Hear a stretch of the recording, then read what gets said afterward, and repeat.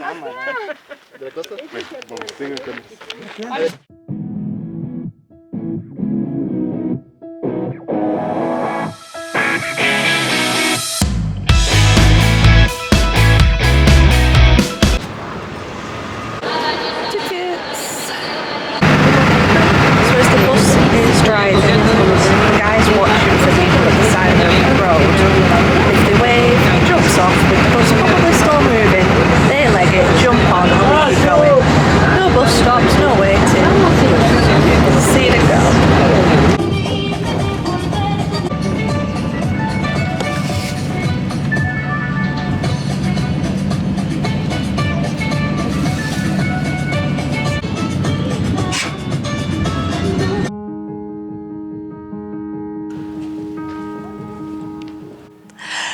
Welcome to Lake Quilotoa.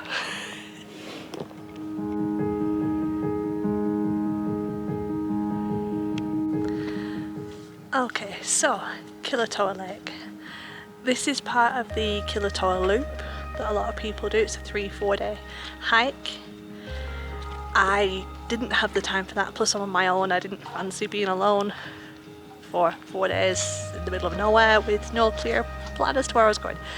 So I've come myself on a bus today rather than on a tour bus.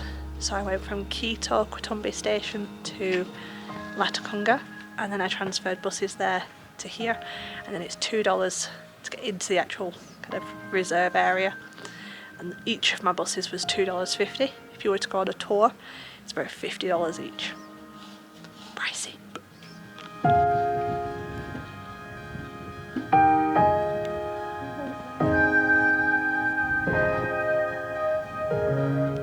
The weather changes a lot up here, so you've got a couple of options that you can walk around the rim, which is now kind of covered in cloud at this point, and that takes about 5 or 6 hours, but wear good shoes because it can be a bit treacherous. Or underneath where I'm stood now, there is a path that you can take to go all the way down to the water, and that takes about an hour. It is harder to come back up, and there are donkeys and help if you want to come back up that way. I wouldn't, but it's there if you wanted it.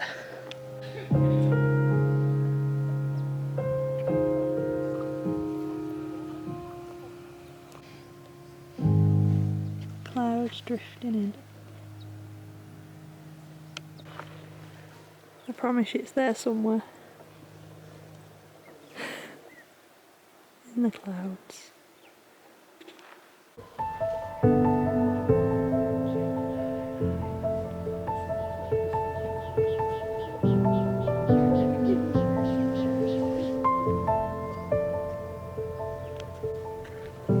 Floating, weightless,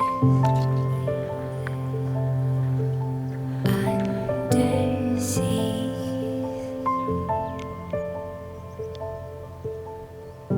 diving. It's amazing how it just appears and disappears into the clouds. Love it. Like a dream.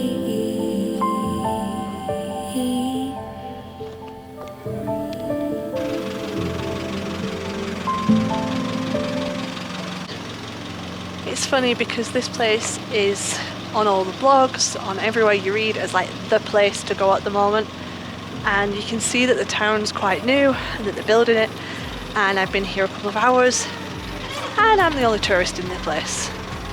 There's just nobody here. In fact, there's barely any locals here at this point, so I didn't think I was travelling so far out of season, but who knows. So yesterday, after the clouds rolled in, they weren't looking like they were going to leave anytime soon, so I just went back to the room, hid under the covers, all 600 blankets that I had just to try and stay warm, nipped out for tea, but that was about it. And so this morning I'm off for breakfast, and I will go see Frozen. I'm going to go see the lake again, and hopefully this time you'll be able to see the proper blue turquoise water. Fingers crossed. We want to feel you breathe.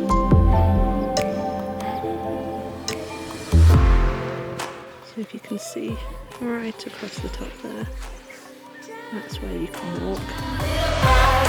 It takes about 5 or 6 hours on a good day. And so at the moment it's clear. Yesterday it was full of clouds, so you couldn't actually see anything.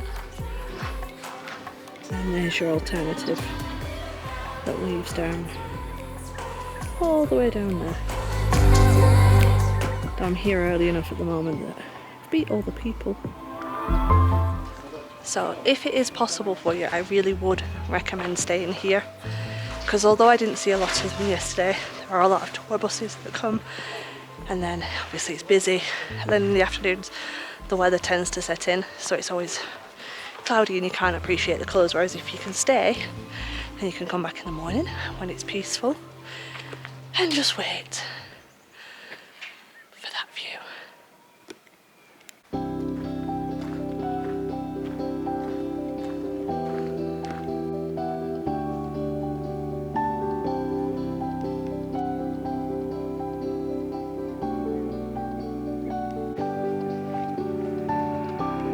This whole area is just stunning, and it's nice because there's just nobody here. It's just so peaceful. So I'm just taking a walk now, waiting for the sun to come through the clouds. I don't know if you can appreciate how huge the lake is. I'll try and show you.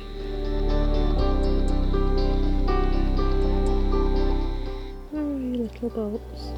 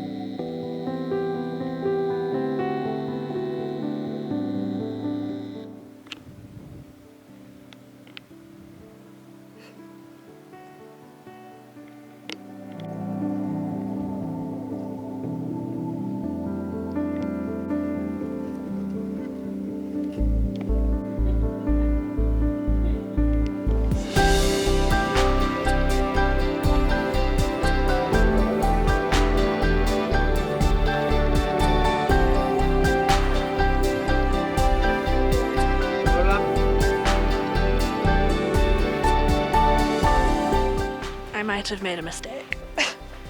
So I thought I wanted to head down, and the sign says it's half an hour down and about an hour and a half back up, which is fine in itself, except it's like sliding down sand.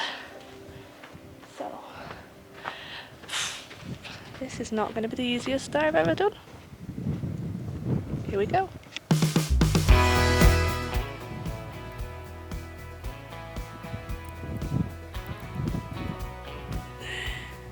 The girl said to me, go really, really slow because it's really, really difficult. I said, okay, that's fine, will do. I said, is it worth it when you get there? Maybe. So there we go, that's what the recommendation was. You gotta do what you gotta do. Somehow I'm soldiering on, and now you walk into my life. You ask me to love again. Now it's too late to walk away. You crash into my life like a category 5. I am really not convinced that I have made a smart move doing this now. It's so steep, I can't even tell you. Slip sliding all the way down. And then at the start I had to hand over my passport and my age, just to see if he thinks I'm fit enough to do this. And there is a sign in the hut that says beware of pumas and about 100 different types of snake. And it's just me. No one else.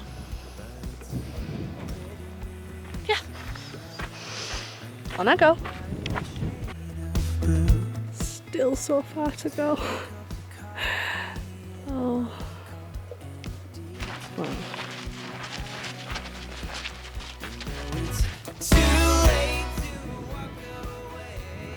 And it doesn't even look that bad. Is that the end? Is the end in sight?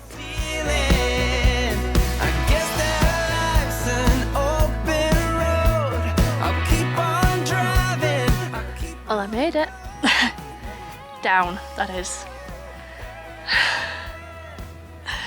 Oh, it is pretty special. Hi, friend. Yeah, it's pretty wonderful. I'm gonna go see about maybe going out on a kayak before I psych myself up to somehow figure out a way to get back up this hill. Crater. So down here at the bottom there are kayaks that you can hire. There's a little tiny shop, you can just see where the green is. And behind me, I'm sat. You're actually allowed to camp here. That'd be pretty special, wouldn't it? So I'm actually sat in the crater. This is a volcanic crater, which is definitely a first. I don't think I can say I've ever done this before. Now I've recovered. Now I think it's worth it.